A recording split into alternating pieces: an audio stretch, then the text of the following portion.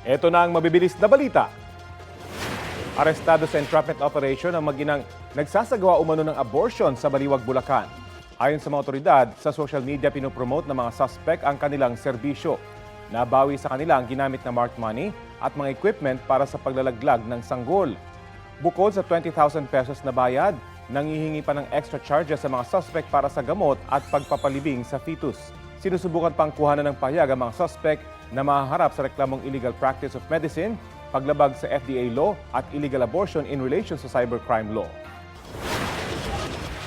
Arestado ang 3 lalaki matapos silang ireklamo ng pambubugbog umano sa 2 pang lalaki sa Makati City. Dinala sila sa barangay. May pang-4 pa silang kasama na nakatakas naman.